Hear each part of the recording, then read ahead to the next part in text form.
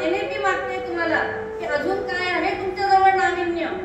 ही तर डिग्री आहे, हे तर तुम्ही अभ्यास करणारच होता, हे तर तुम्ही पास करणार नाही. What is the new, what is the skill, what is the knowledge, काय आहे तुमच्याजवळ याच्यातलं आहे.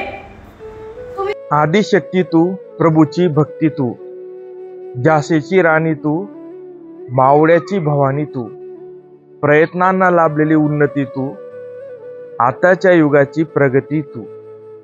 प्रतिभेला तुझ्या नवे पंख मिळू दे, स्वप्नांना तुझ्या नवी क्षितिज लाभू दे. मागे वळून पाहू नकोस, परिवर्तनाच्या वाटेवर टाक पावले. तू तर आहेस आद्य शिक्षिका सावित्रीबाई फुले.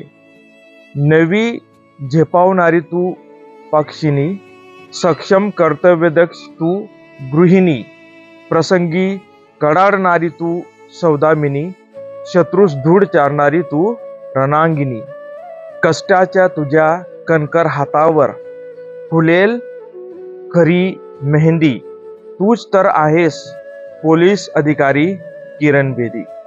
महिला दिनाच्या हार्दिक शुभेच्छा. तर मित्रांनो, पुन्हा तुमचं स्वागत आहे मनोज पाटील ब्लॉग यूट्यूब व फेसबुक या चॅनलमध्ये.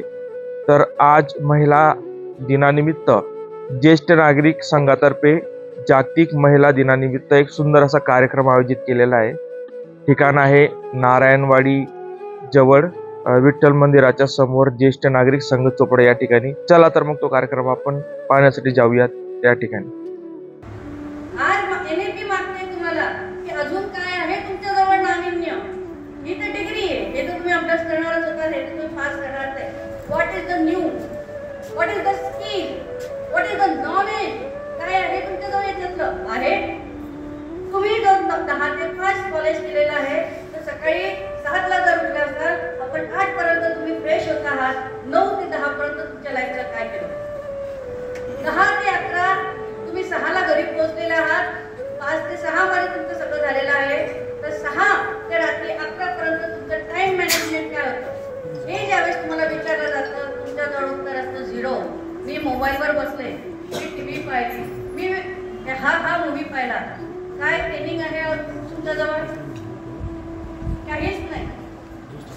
ईर्ष्या, एकमेकांविषयीचा द्वेष, खोटेपणा, उगीचा दिवा स्वप्न पाहणे, that is the bad touch. त्याच्यामधून तुम्हाला चांगलं निष्पन्न होत नाही, त्याच्यामध्ये तुमचं चांगलं व्यक्तिमत्व साकार होत नाही, ज्याच्यामुळे तुमच्या आयुष्याला लय मिळत नाही, एक प्रकारचा रस्ता निर्माण होत नाही, ज्याच्याने तुम्ही काही अर्निंगच करू शकत नाही. हा तुमच्या लाईफचा सगळ्यात मोठा बॅड टच आहे. आणि हा बॅड टच जर दूर करायचा असेल तर तुम्हाला गुड टच कडे यावं लागेल. आणि तुम्हाला तुमच्या प्रत्येक वेळेचं, प्रत्येक सेकंदाचं, प्रत्येक क्षणाचं तुम्हाला टाइम मॅनेजमेंट करता येणं गरजेचं आहे. आणि म्हणून मी पहिला प्रश्न विचारला होता, हू आय एम, याचं उत्तर तुम्हाला देता यायला पाहिजे. जर माझं नाव प्रणिता असेल तर काय, माझं नाव मोहिनी असेल तर who is Mohini, Y she is coming in this earth. का आली ती ह्या जगामध्ये, जन्म घेऊन मरण्यासाठी की काहीतरी करण्यासाठी. प्रत्येक मुलींनी हा प्रश्न विचारायला पाहिजे. कारण तुम्ही खूप चांगले आहे आणि तुमचे आईवडील खूप चांगले आहेत, चांगले विचारांचे आहेत. हे इतक्या भयानक जगामध्ये काही काही चालू आहे मुलींच्या बाबतीत, तरी तुमच्यावर विश्वास ठेवून त्यांनी तुम्हाला इथपर्यंत शिकवलंय, या क्लासेसला पाठवलंय, तुमच्या कॉलेजेसला पाठवलंय आणि सांगितलंय की टेन्शन घेऊ नको बाळा, मी तुझ्या पाठीशी आहे आणि तू शिक, मी फक्त चांगली शिक, दुसरीकडे काही जाऊ नको, चांगल्या पोस्टला. आणि त्यानंतर आपण बघतो तुमच्या फ्युचरमध्ये काय करायचं. तर हा विश्वास. आणि आज तुम्ही जे बसलेले आहेत, काय सांगायचं, याच्यातल्या ज्या लोकांनी चांगल्या याच्यातनं घेतलं असेल ते इथे असतील आणि काही असे असतील की ते मोदींच्या जागेवर बसलेले असतील. आणि जसं आता फक्त पंतप्रधान म्हणतो, आपण मोदी म्हणतो, बरोबर आहे, तर असं तुमचं नाव झळकलं जाईल. जसं सुषमा स्वराज आहे, सरोजिनी नायडू आहे, जिजामाता आहे. तर जसं आपण बोलायला सुरुवात केली तर महिलांचं नाव या पद्धतीने घेतलं, झाशीची राणी असेल, बरोबर आहे. तर ह्या पद्धतीने ज्यावेळेस आपण ही नावं घेतो, त्यामध्ये तुमचं नाव कल्पना असेल, तुमचं नाव सुनीता असेल, तर हे ब्रँड होऊन जाईल. आणि तुम्हाला तुमच्या नावाला ब्रँड करायचं आहे, that is the good touch of your life. आणि तो टच इतरांनी करण्यापेक्षा तो टच तुम्ही केलेला पाहिजे. पण तो माणूस ज्या ध्येयाला गाठण्यासाठी सक्षम बनलेला आहे, त्याला मात्र त्याने इच्छित मागितलेला वर नक्कीच मिळेल, असं यावेळी तुम्हाला सांगते. आणि तुम्ही आजी आजोबा जे इथे बसलेले आई वडील जे बसलेले आहेत ते तुमची निर्मिती खूप छान पद्धतीने करते आहेत. तुमच्या सगळ्यांचं मनपूर्वक स्वागत करते. कारण तुमच्यासारखे सक्षम आई वडील जोपर्यंत इथे मुलांना भेटत नाही तोपर्यंत ही राष्ट्र निर्मिती काही होणार नाहीये. राष्ट्र निर्मिती करणं हा यज्ञ आहे आणि या यज्ञामध्ये तुमच्यासारख्या आयांनी तुमच्यासारख्या वडिलांनी विविध गोष्टींच्या आहुती दिलेल्या आहेत आणि ज्यावेळेस तुम्ही ह्या आहुती देतात त्यावेळेस या सक्षम मुली आणि सक्षम मुलं तयार होतात. फक्त एकच गोष्ट आहे की मुलींना रिस्पेक्ट शिकवू नका तर मुलांना मुलींचा आणि मुलींना मुलांचा रिस्पेक्ट करायला शिका. येणारे जे वादळ आहेत ते आपोआप थांबले जातील. मुलांकडनं होणारा स्त्रियांचा अत्याचार थांबला जाईल आणि स्त्रियांचे जे भरकटलेले मन आहेत ते स्थिर होऊन जातील आणि हे स्थिरत्व ज्यावेळेस लाभेल ते राष्ट्र परत एकदा सोन्याचं राष्ट्र बनेल आणि परत एकदा ते आपण म्हणू की जहाज दाल दाल चिड़िया पेटी आहे आणि तो पुकार ज्यावेळेस आपल्या या देशाला येईल त्यावेळेस आपण परत एकदा म्हणू की भारत माता की जय. धन्यवाद. अगदी छान मॅडमांनी सांगितलं. मला तर असं वाटतं माझ्यासकट सर्व महिलांना पडलेला जो प्रश्न होता गुड टच आणि बॅड टच, मला तर या संकल्पनेविषयी असंच वाटत होतं मॅडम की लहान मुलांना खरं तर सांगायचं आहे. पण मॅडमांनी गुड टच आणि बॅड टच जे आहे तर ते शाब्दिक कसं आहे हे सांगितलं आणि मला तर असं वाटतं इथे बसलेल्या सर्वच महिलांना असा अनुभव असेल, फक्त मुलींनाच नाही, शाब्दिक बॅड टचला सर्वच महिला दररोज सामोरे जात असाल. काय वाटतं तुम्हाला? तरी क्षेत्रातील आत्माराम पाटील यांच्या सुकन्या दुर्दैवाने त्यांचा मृत्यू झाला कॅन्सरमुळे. त्यांची भावनिक पोस्ट जी होती ती सोशल मीडियाला फारच व्हायरल झाली आणि त्यांनी असं सांगितलं होतं की हेवे दावे काय करत बसता, एखाद्याला कमी जास्त काय लेखता, संपत्ती काय, माझ्याकडे तर अधिकारी पदाधिकारी संपत्ती सगळं माझ्या चरणाशी लोढण घेत असताना अवघ्या 28व्या वर्षी तिने जगाचा निरोप घेतला.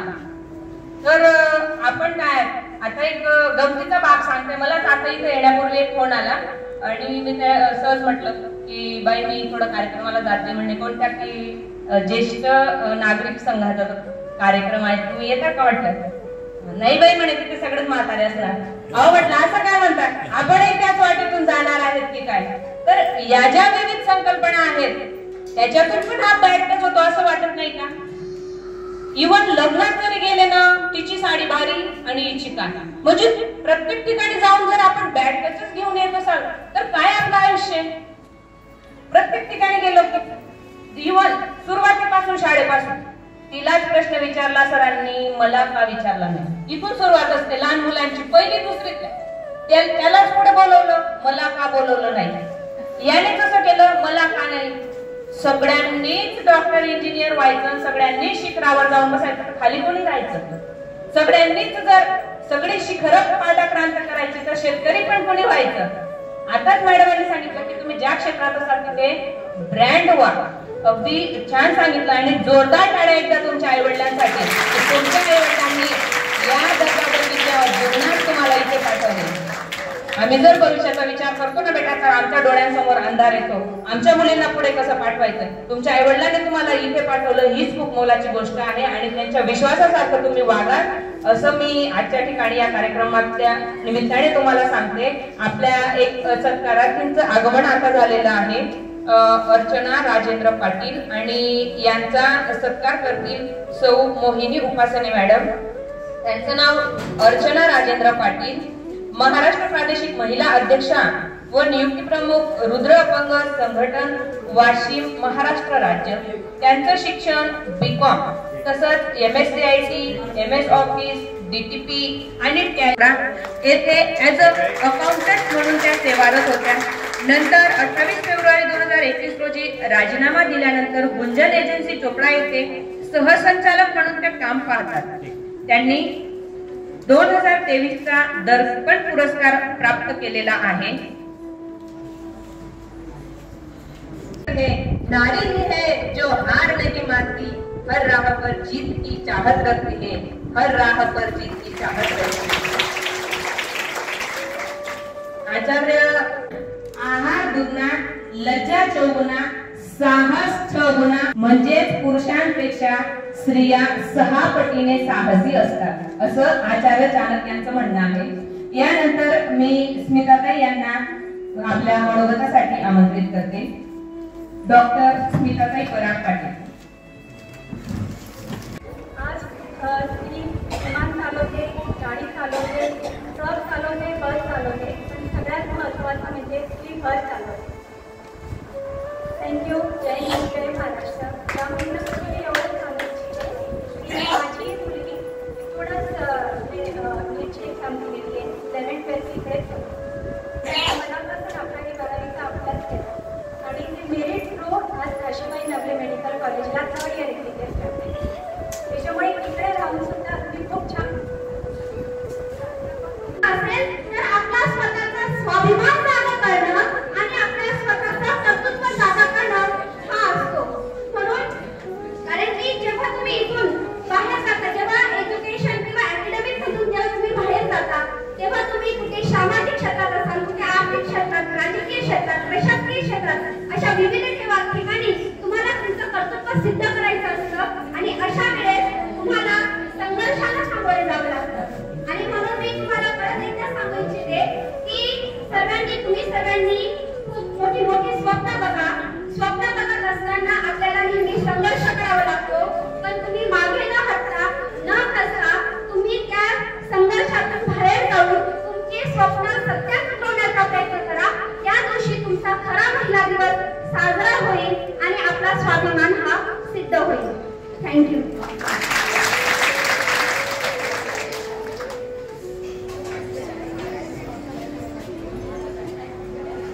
आता सुनीता मॅडम.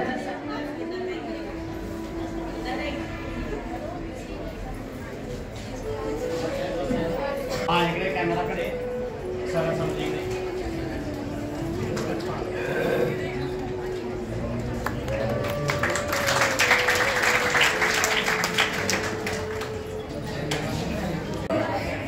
आणि माझ्या मी आज छायाबेन अध्यक्ष बनवल्या त्याच्याबद्दल मी बोलते. त्यांना जर त्याला गाणं म्हणायला सांगितलं असतं ना तर ते लवकर उभे राहिले असते. पण मी तिच्या वतीने बोलते, त्यांच्या वतीने मी बोलते. मी तुम्हाला सांगते ती माझी मैत्रीण आहे, दिवस कंठस्थ मैत्रीण, बहीण आणि जाऊ. मी आज तुम्हाला असं सांगते की आजकालच्या मुलींमध्ये जे आहे की जावाचं पटत नाही, नणंद भाऊजाईचं पटत नाही, एकत्र राहत नाही. पण आम्ही लहानपणापासून बालवाडीपासून एकाच वर्गात, एकाच बेंचवर आणि एकाच घरात आजही आम्ही एकत्र आहोत. म्हणून मला तुम्हाला सगळ्यांना असं सांगायचं आहे की तुम्ही पण सगळ्यांशी मिळून मिसळून वागायला तुम्हाला पण खूप मजा येईल.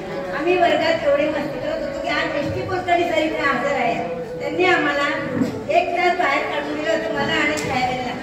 आम्ही खूप गप्पा मारल्या, बाहेर जाऊन अभ्यास जास्त करत होतो, पण असेच मस्ती करायचो. पण तुम्हाला मी सांगत होते की मस्ती करू नका. पण आम्ही त्या सरांचा अजूनही तेवढंच मान ठेवतो की त्यांनी आम्हाला. मान्यवर कार्यक्रमाला हजर राहिलेल्या सत्कारार्थी महिला, सर्व महिला, मुली आणि कार्यक्रम आवर्जून पार पाडण्यासाठी उपस्थित असलेले ज्येष्ठ नागरिक संघाचे सदस्य सर्वांचे मी ज्येष्ठ नागरिक संघातर्फे आभार व्यक्त करते आणि कार्यक्रम संपला असे जाहीर करते. मुलींनी मागच्या गेटने रांगेने जायचे बेटा, तुमच्यासाठी